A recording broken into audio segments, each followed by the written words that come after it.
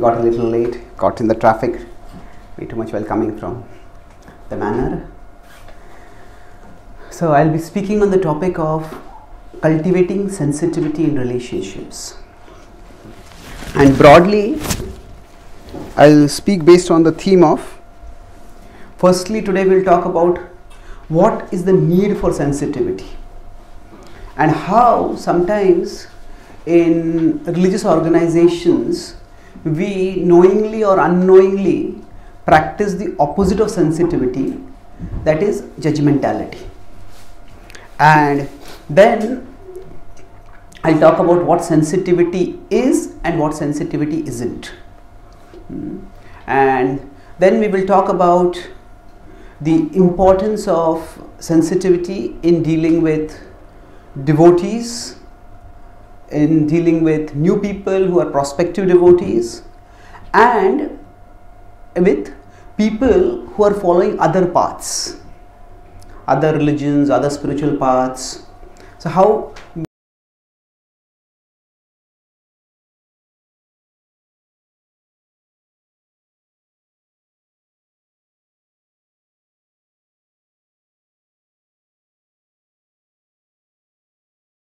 that we are aware of others' feelings, and not just others' feelings, more specifically we are aware of the consequences of our actions on others' feelings.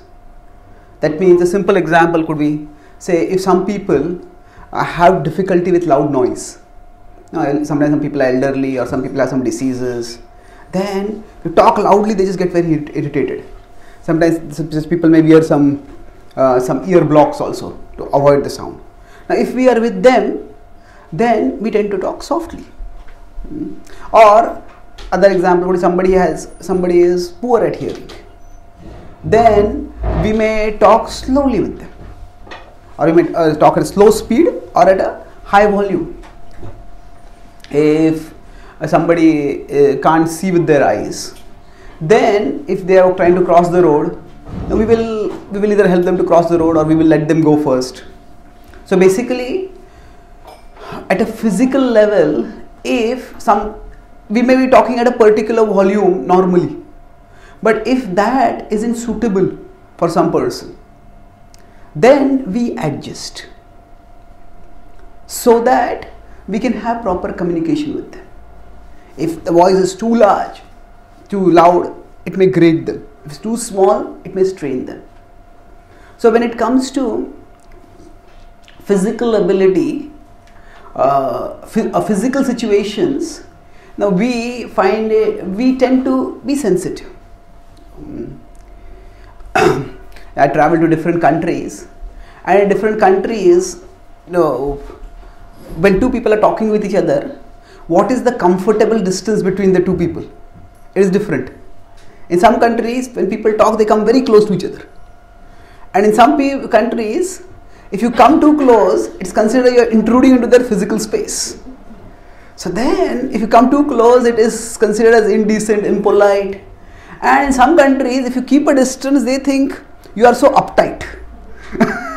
So actually, now we may just be being ourselves. But while being ourselves is a good thing to do, but if while being ourselves we are unnecessarily creating some agitation in people's minds or creating some unwanted perception in their minds, then we can try to adjust that. So sensitivity means that our action, being aware of what is the effect on others of our actions. It can be our words, our gestures, our posture, whatever. So when we are aware of this, then we can respond appropriately. We can modulate our behavior appropriately. So when we are not sensitive, then we end up creating agitation in people's minds. So as devotees on the path of bhakti-yoga, the bhakti-yoga is ultimately a relationship. It's a relationship with Krishna, and not just with Krishna. it's also a relationship with other devotees of Krishna. Even in the spiritual world, we have relationships with others. And in the relationship with others, how we relate with other devotees also reflects and affects our relationship with Krishna.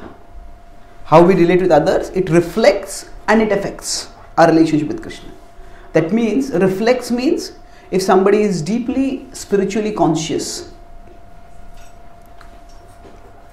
then somebody is deeply spiritually conscious, then they will be compassionate to others. Then they will be kind to others. One of the characteristics of the devotees, it's interesting, in the 12th chapter, Krishna from 12.13 to 20 describes the characteristic of devotees. And he says, these devotees are dear to me. So it's interesting, Krishna is talking about devotees, but he's saying when the devotees have these qualities, then they are very dear to me. Devotees in general are dear to Krishna, but devotees who are enriched with certain qualities, they are very dear to Krishna. And there the first quality Krishna says is, Adveshta sarva bhutanam maitraha karuna evacha. Adveshta sarva bhutanam.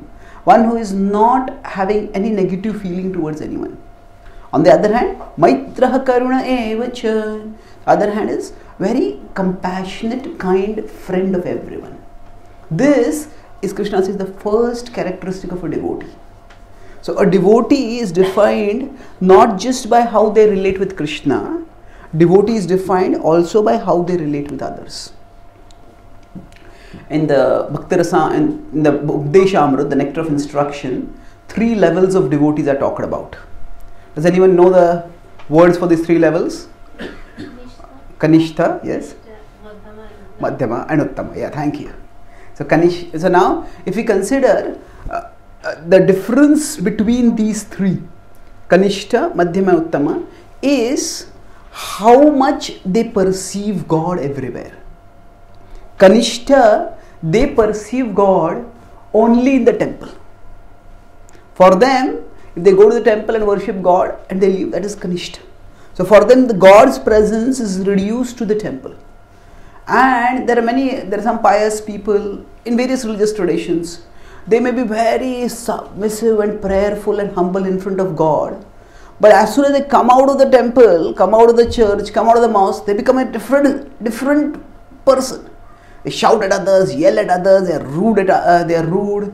They're just they're completely two-faced. So in this case, they think that if I just go to the temple and worship God, then I am a devotee. But the defining characteristic of Madhyama is that they understand that their relationship with God is determined not just by how they behave with God, but also how they behave with others. So, Ishvare tadadhineshu balisheshu dvishatsu cha prema maitri krupopekshaha yah karoti sa madhyama. It says that there are 4 broad kinds of living beings. Ishvara, that is Supreme Lord. So towards Him, He is our object of love. Prema, we want to have love for Him.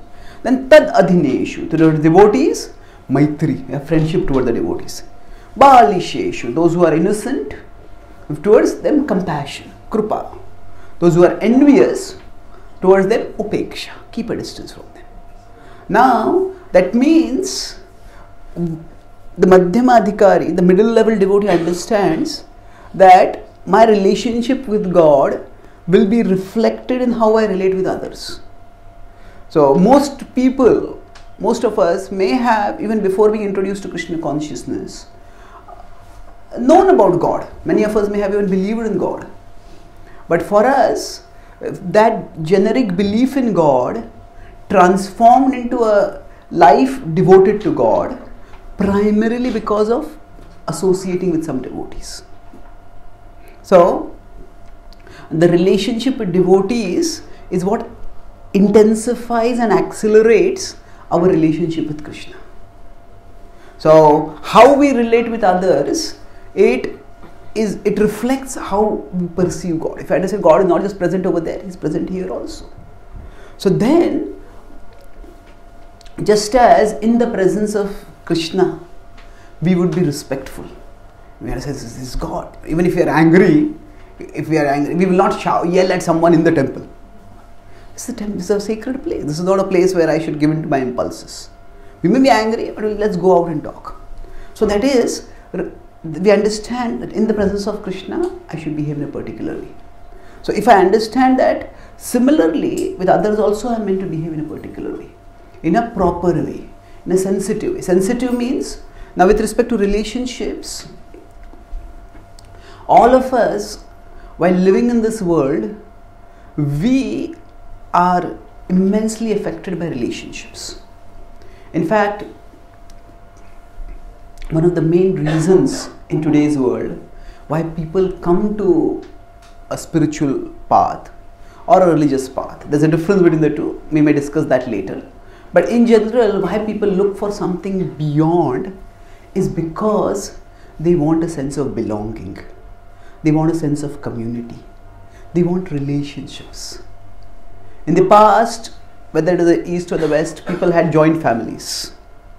Now, as the socio-economic structure of industrial civilization and post-industrial civilization started dominating most of the world, then the joint families became unsustainable. So then we started having nuclear families. And now, as postmodern relativism has started spreading, now even the nuclear families, there is nuclear fusion. And then we have isolated protons and neutrons, just orbiting around in the vastness of the concrete jungles of today. So, one of the main problems that people feel is a sense of disconnectedness, a sense of alienation. We want to be a part of something bigger than ourselves, be it a family, be it a community. So, one of the main reasons why people come to any religious or spiritual group is because they want a sense of community. Yes, ultimately we want to develop love for Krishna, but that philosophical motive is not the primary purpose for which most people come, and that philosophical motive is not what sustains people's stay. In the Bhagavad-gita, Krishna says there are 4 kinds of people who come to him. Does anyone know who are the 4 categories of people? Yes? Yeah. Yes? Yeah.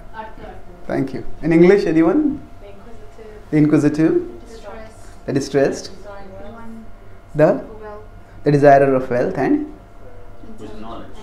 the seeker of knowledge. Yes. Thank you. Now in Kali Yuga, 4 kinds of people come to Krishna. The distressed, the distressed, the distressed, and the distressed. Even if there are a few people who are seekers of knowledge, now there is so much knowledge to seek. There are so many channels for discovery. There is so much online information available. People just get inundated by that. So even those who are seeking knowledge, even those who are seeking other things, it is primarily when they are afflicted that they turn towards Krishna. And one of the greatest afflictions in today's world is caused by relationships. Now, I've given a series of seminars on overcoming fear. I am planning to write a book on that topic. So I was studying what are the prominent fears of people and how they have changed over the centuries. So 2 fears have been prominently added in people's list of fears in this century. One of them is fear of terrorists, which is understandable. There have been so many terrorist attacks, and they cause a lot of fear. In the past also wars took place, but in the past the wars that took place were generally not involving civilians. So, but today the terrorists, the Kshatriya principles, based on which sometimes people say that the Bhagavad-gita also talks about a holy war. So how is that different from jihad is talking about a war? It's very different, because the Bhagavad-gita's war was not fought with civilians at the targets. Because in a field outside, not a single civilian was injured in that. So they was fought using the Kshatriya codes. The codes of warfare were involved that you fight with the opponent who is equal, who is armed and who is alert. That is, the elephant warrior will not fight with the foot soldier. You fight with the equal. Fight with one who is armed and fight with one who is alert. So this was the standard in which they fought. Now sometimes the Kauravas violated that, and then the Pandavas may also occasionally violated that. But the important thing is this was the code on which they were fought. But the terrorists, they violate all these three. They attack people who are not equal, who are not armed and who are not alert. So the nearest that it comes to in the Mahabharata is Ashwatthama, killing the sleeping children of the Pandavas at night. So and Ashwatthama is universally condemned by everyone. Anyway, the point I am making is terrorists is also people. We are not afraid so much of hurricanes and tornadoes and this and that. We are afraid of other people injuring us. But the fear of terrorists is widespread. But another fear, the second fear which has been added in people's lives today is the fear of rejection. Fear of rejection. That we may try to enter into a relationship with someone, or we may have entered into a relationship with someone and we may be rejected by that person. So it's mostly in spousal relationships, but it can be in other relationships also. The children may feel insecure, my parents may reject me. The parents may feel that if we try to pressurize the children too much, they may just reject us and they want to live their own lives. So again, if you see, this is a relational fear. It is a fear of relationships. So basically, people today are very much afflicted because of relationships. When we say that mental health problems have gone up a lot in today's world, one major reason, there can be many different reasons for this, but one major reason is that if relationships are stable and secure, they keep the mind calm. So, how does that work? See, all of us have our minds which agitate us. Everybody gets angry. Anger is something which is there in everyone. But some people may express their anger by just a silent treatment. I won't talk with you. Some people may express their anger by picking up a gun and shooting people. It's a very different expression of anger. So all of us have anger within us.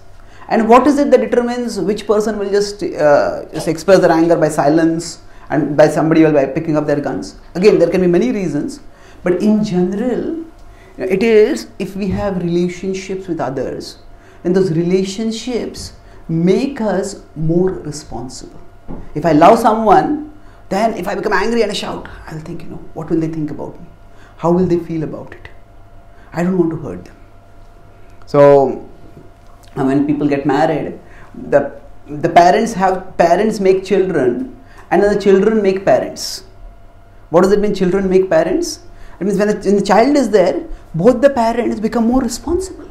Now this life is dependent on us. We have to take care of it. And sometimes they may feel like doing something, sometimes not feel like doing it. But when there is a relationship and there is a responsibility in the relationship, then those emotions which are there, which are agitating the mind, sometimes I just feel, oh, I don't want to cook today. I'll do this, I'll do that. We may just, if we are not in a responsible relationship, whatever our mind tells us to do, we may do that. But when we know that I'm in a responsible relationship, I expect it to, the other person expects me, the other person depends on me, then that, it makes us more responsible. Of course, it depends also on what kind of relationship it is. If somebody relates with drunkards, then that will not make them more responsible, that will make them less responsible. So I'm talking here about stable, uplifting relationships. So again, the point I'm making here is that the relational fears are huge in today's world. Among the three kleshas, Adhyatmik, Adhibhautik and Adhidaivik. Those caused by the body, mind, those caused by people around us, and those caused by the nature. Among these three, fear of nature, it is there. Storms may come, the weather may be inclement, But to some extent, with technological support, technological facility, either we mitigate it or we predict it and protect ourselves. And there are many diseases which are of course there. We also have medicines which try to treat the diseases. But relational fears, the Adi Bhautik Klesh is huge. And many people, as I said, the people come to Krishna because they are distressed. And one of the main distresses that brings people to Krishna is the distress in their relationships.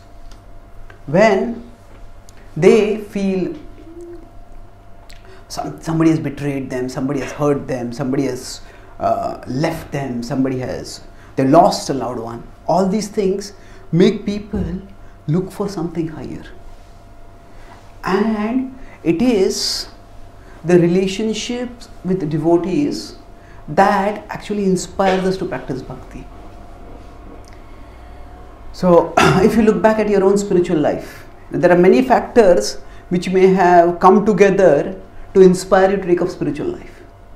But you will notice that in that, you must have met some devotees whom you liked. How many of you, when you started practicing spiritual life, you felt that, oh, devotees are very nice people, I want to be with them? Isn't it? Yes, almost everyone. Thank you. Now, we can't immediately get attracted to Krishna. The philosophy is also good, but we want to live the philosophy. So it's the community that is meant to, we may come to Krishna for a sense of community, or even if we don't come, it is the community that helps us to move on. However, if we are not careful, then the same relationships because of which we come to Krishna, sometimes those relationships themselves may cause us great distress. I was doing a seminar on tolerance, and I asked devotees, we all have to tolerate many things in our life. So what are all the things we have to tolerate? So one devotee very enthusiastically raised his hand. He said, yes. He says, we have to tolerate devotees.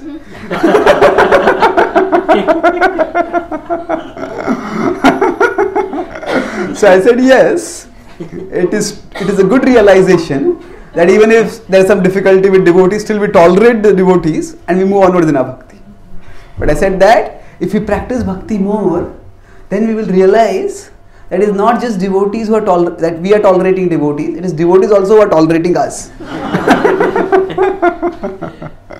So for us, it's important that we get shelter in devotee association and we give shelter in devotee association. So that means devotees in the community with each other need to feel sheltered. Of course, sometimes the nature of the world is that we will experience stress, we will experience distress. That is just the nature of the material world. We can say that all of us have some karma to endure, to exhaust.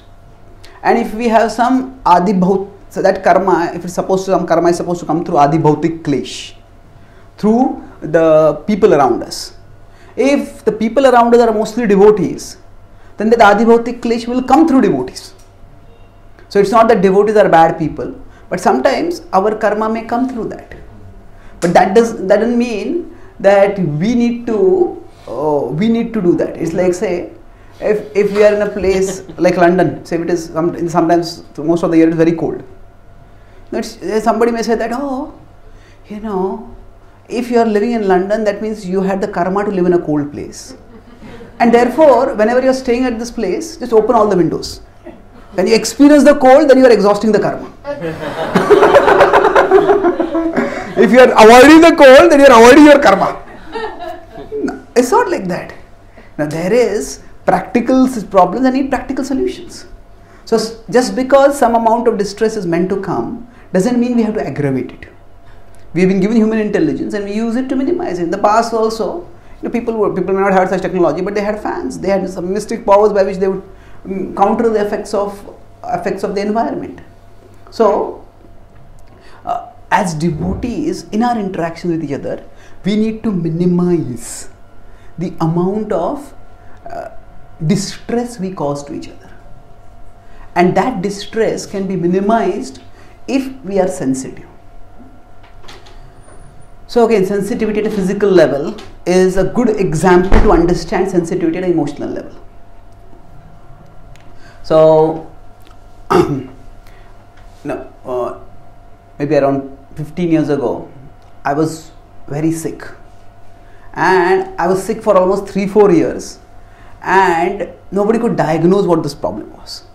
So I was admitted in the hospital, and doctors were doing blood samples to try to find out what is the sickness. So at one particular point, they had taken so many blood samples that my whole hand had been pricked with the needle. And then the nurse who was going to take another blood sample, that nurse had to spend almost around 10-12 minutes to find a spot which was not pricked, so that the blood sample could be taken. Now that nurse could have said, no, my job is to take the blood sample. If you already got a wound over there, that is your problem. But no, that nurse was sensitive. The injection, the prick has to cause some pain, but let us try to minimize the pain. So similarly, just the nature of relationships is that we will all inevitably hurt each other. That's just what life is. But there are unavoidable hurts and there are avoidable hurts. When we are sensitive, then we can minimize the hurts that occur in relationships. In the Chaitanya Charitamrita, there is the story of how Chaitanya Mahaprabhu, when he is in Puri, Jagannath Puri, at that time, every year the devotees from Bengal would come, especially for the 4 months of Chaturmasya, during which Rath Yatra would take place. So they would come, hundreds of devotees would come in a procession, and they would stay in Puri, and they would associate with Lord Chaitanya Mahaprabhu. And during one such journey, Nityananda Prabhu, the intimate associate of Lord Chaitanya, he got angry with Shivananda Sen, because Shivananda Sen because they had been caught up in, and some logistic arrangements had not been done properly, and Shivananda Sen was in charge of the logistics. So Nityananda Prabhu, in his own transcendental ecstasy, he spoke very harshly to Shivananda Sen. Now Shivananda Sen understood, it is Nityananda Prabhu and he is Avadhut. But Shivananda Sen had a nephew, Shrikant, and Shrikant got very upset. He said, Shivananda Sen is also a respectable Vaishnava, he is an elder. How could Nityananda Prabhu have spoken like this? And he got very upset and just walked away. When he walked ahead of the whole party. And when he walked ahead, and he came to Jagannath Puri in advance.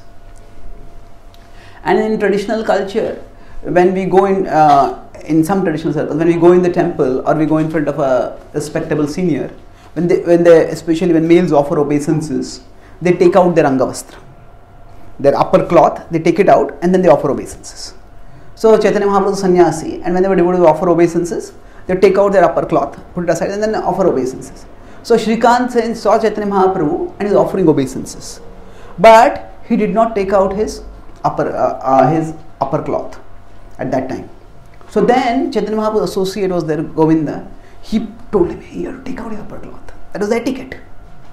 But Chaitanya Mahaprabhu, don't bother him. He says his mind is disturbed. Don't disturb it even more. So there was a proper way to act.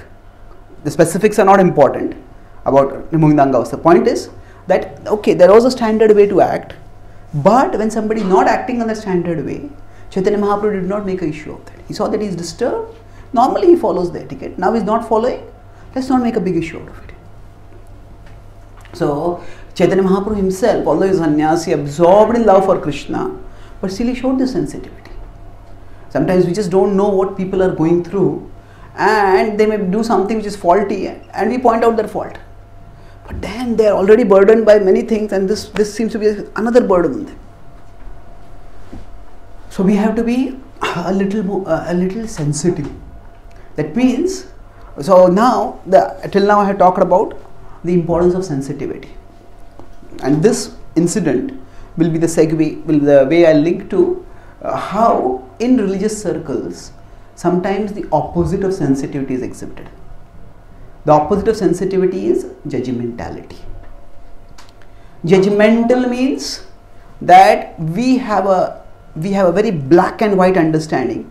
This is right and this is wrong. And if you are doing this, you are a good person. If you are doing this, you are a bad person. So when we are judgmental, we fit people into pre-decided boxes. And we are observing people, and they are doing this, they are good. If they are doing this, they are bad.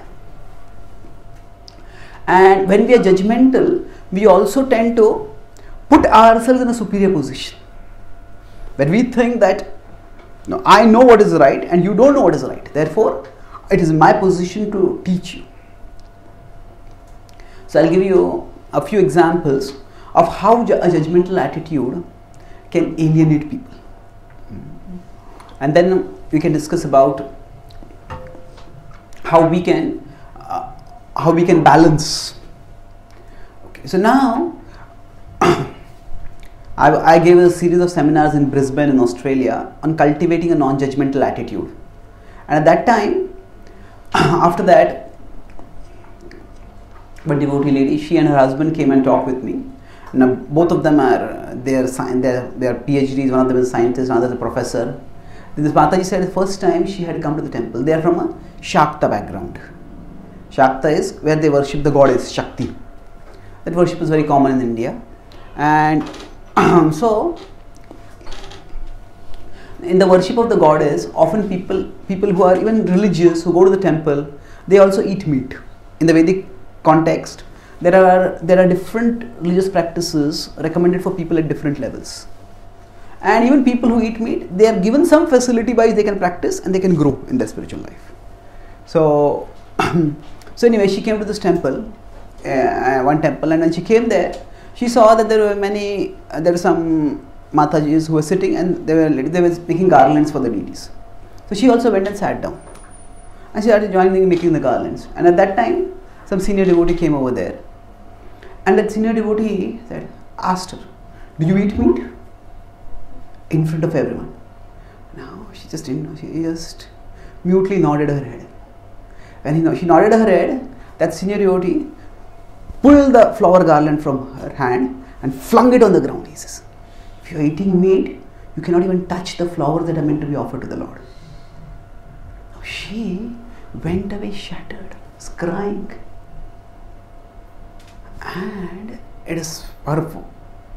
She just felt, "I don't want to come back to this temple ever again." Fortunately, she met other devotees who were more sensitive, more mature. And now she and her whole family are practicing bhakti. But here what happened, even if we have some deity worship standard, that people who are following the regulated principle should worship the deities. But there is a way to tell people. Now, it is her humility and her service attitude. She has just come to a temple and she immediately wants to make garlands for the Lord. Instead of appreciating that, what are we doing? This is not to be done. So, even if something is true, truth stops acting as truth if it is not applied with sensitivity and compassion. Truth stops acting as truth. So Krishna says in the Bhagavad-gita in 3.26, "Na buddhibedam janayet," don't disturb people's minds. Engage them in a way by which they can be gradually elevated. Now this example may be very graphic, where how could anybody be so insensitive? How can you publicly disgrace a person like that? But probably that senior devotee was thinking, I am protecting the standards of deity worship. Yes, you want to protect, but why do we have to publicly hurt someone else for doing that? We have the example of Lord Ram. When he left Ayodhya, when he was banished, at that time there was a fisherman who offered him fish. And Lord Ram accepted his offering. He did not take the fish, but he accepted the devotion that he was being offered. And he appreciated it. He did not reject it. So, na buddhi bhedam janayat, don't disturb people's minds. So when we are judgmental, we think that we know what is right. and this person is not doing the right thing, and therefore I have the moral and spiritual right and duty to correct them. Well,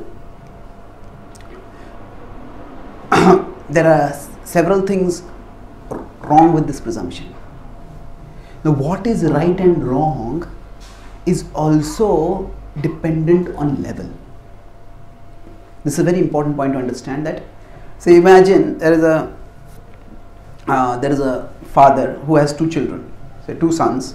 One of them is very good at studies, and that student gets always high grade. Say in India we have percentage, so 80% marks out of 100. The other person's child just scrapes through and gets 40%. Today both of them have come with their results, and both of them have got 60%. Now the father, on seeing the 60%, for the son who is getting 40%, he says, "Bravo, well done." And the other son says, "What have you done?" Isn't it? So now, why the difference? In Hindi, you say, "Shabash, badmash." So, why the difference? Both of them have got 60%. The difference is because the two are at different levels. So, is 60% good or bad? Depends. Yeah, it depends on what? Level. So, this brings us to another point, that for a person who is at 40%, 60% is a step up. For a person who is 80%, 60% is a step down. So what is right and wrong is not simply categorical. One of the fundamental teachings of the Bhakti tradition, the Bhagavatam, the Bhagavad-gita, as well as the Itihasas, is that morality is not just categorical, it is also contextual.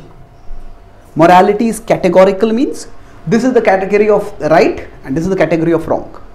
Everything that falls in this category is right, everything that falls in this category is wrong. So morality is categorical. That is one understanding. But what the Bhakti tradition tells us is that morality is not just categorical. Yes, there are right things and there are wrong things. But morality is also contextual. Contextual means depending on the context, something may be right, and depending on the context, something may be wrong. So, for someone who has come first time to the temple, the very fact that they want to serve the Lord by making garlands, that is a big right. Somebody who is regularly practicing bhakti and then they break a regulative principle, then for them it is wrong. So, right and wrong are determined by the context. Context means where people are coming from. Going back to the earlier example of taking a blood sample. Now, piercing the hand is the right thing for the nurse to do, for the attendant to do. But the context will determine where to pierce. So, context is very important for us to make sense of things properly. So, when we are judgmental, we just reduce reality down to these boxes. This is the box of right, this is the box of wrong.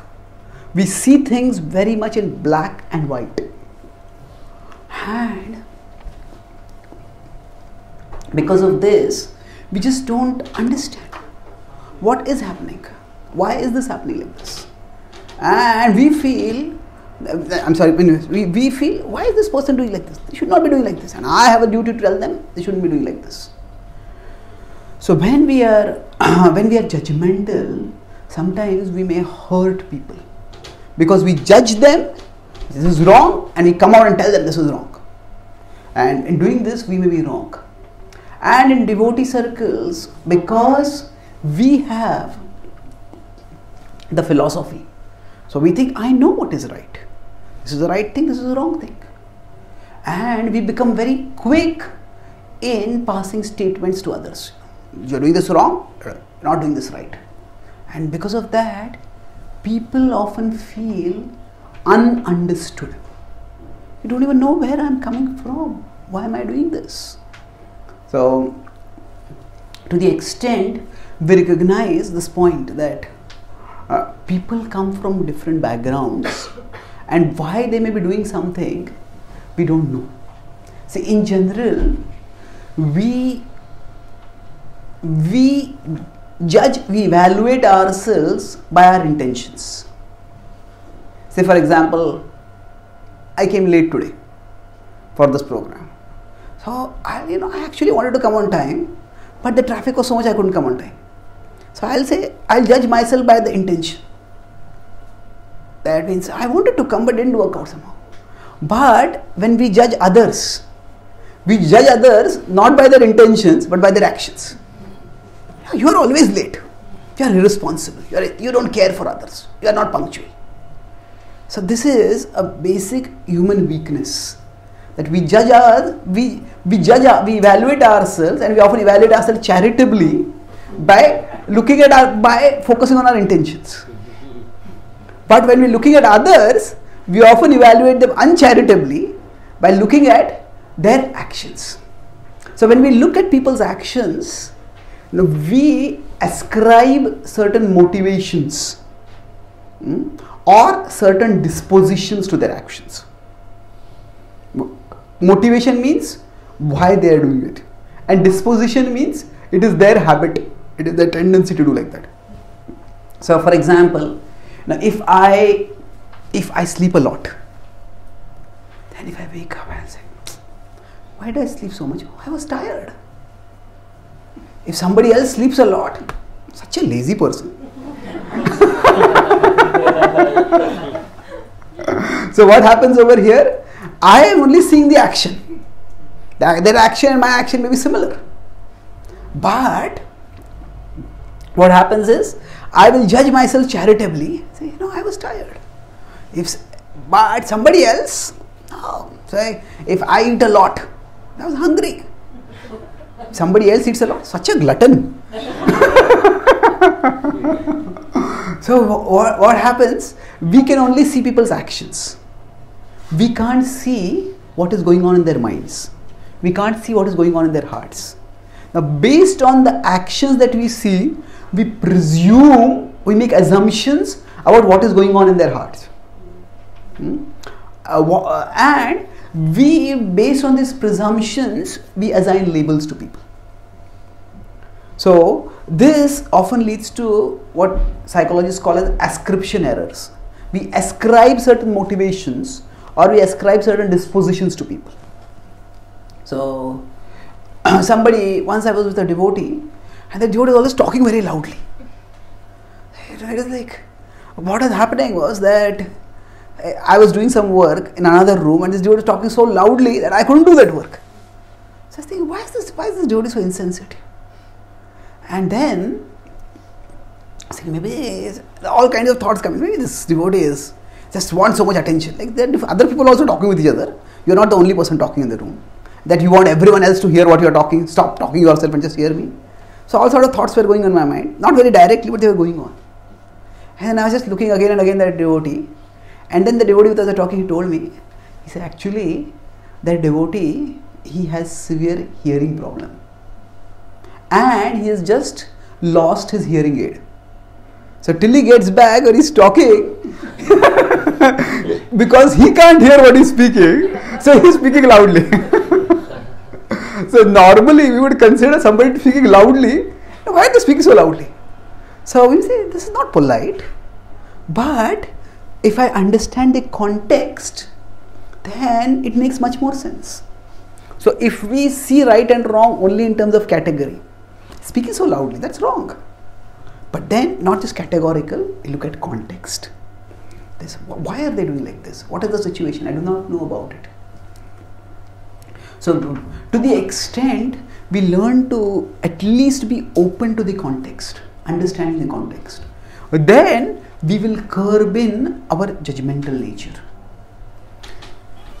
Of course, there are right and wrong things, and there is a time when what is wrong needs to be communicated to people.